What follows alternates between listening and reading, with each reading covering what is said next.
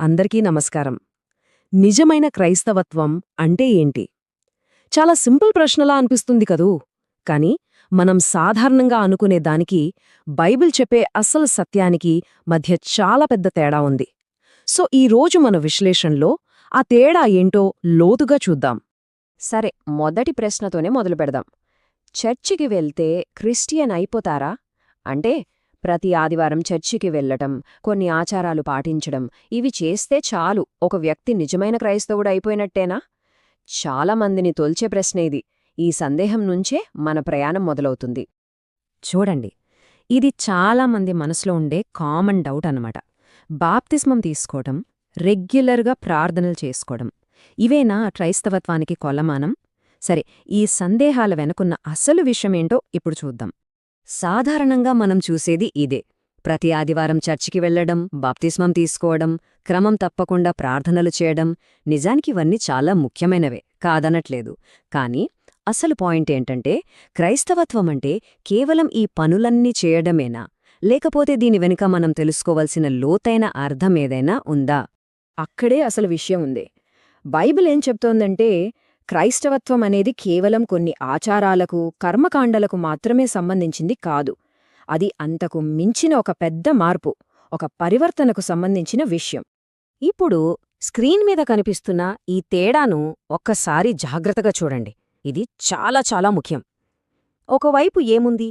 కేవలం బయటకు కనిపించే ఆచారాలు. మరోవైపేముంది? మన లోపల, మన హృదయంలో మొదలయ్యే ఒక సంపూర్ణ పరివర్తన. అంటే క్రైస్తవత్వం అనేది మనం ఏదో చెయ్యాలి కాబట్టి చేసే ఒక విధి కాదు. అది క్రీస్తుతో మనకు ఏర్పడే ఒక వ్యక్తిగత సంబంధం, మనసులో కలిగే ఒక అంతర్గత మార్పన్నమాట. సో అసలు పాయింట్కి వచ్చేస్తే, క్రైస్తవత్వానికి నిజమైన సారాంశం ఇదే. హృదయంలో మార్పు రావాలి. మనం బయటకు చేసే పనుల కన్నా మన లోపల జరిగే ఆ పరివర్తనే అన్నిటికన్నా ప్రధానం.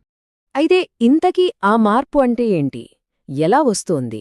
దాని అర్థమేంటంటే, ముందుగా ఏసుక్రీస్తును మన సొంత రక్షకునిగా అంగీకరించడం, ఆ తరువాత మన తప్పుల్ని ఒప్పుకొని పశ్చాత్తాపంతో వాటిని పూర్తిగా వదిలిపెట్టడం, చివరిగా మన పాత జీవితాన్ని, పాత స్వభావాన్ని వదిలేసి క్రీస్తులో ఒక సరికొత్త వ్యక్తిగా మారడం. చూడండి, ఈ వాక్యం అసలు నిజాన్ని ఎంత అద్భుతంగా చెబుతోందో.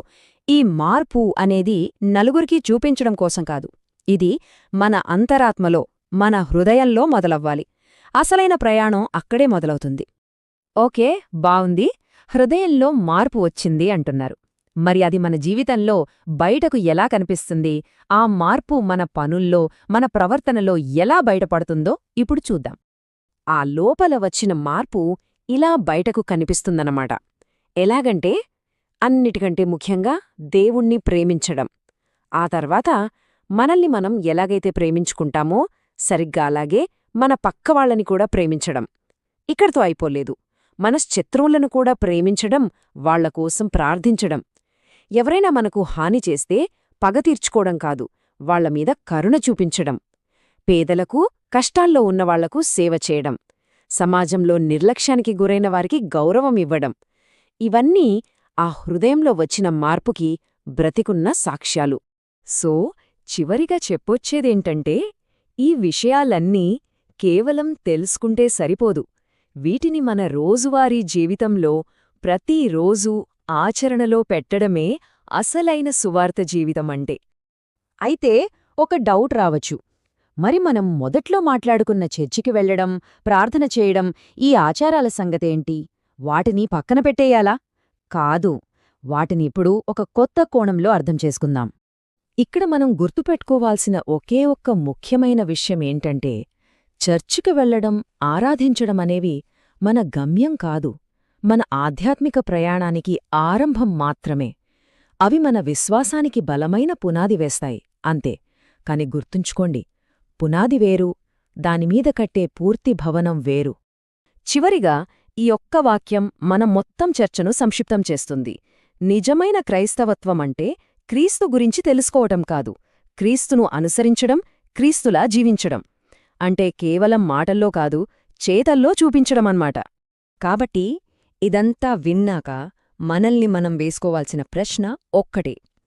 ఈ కొత్త అవగాహన మన రోజువారీ పనుల్ని చూసే పద్ధతిని ఎలా మారుస్తుంది?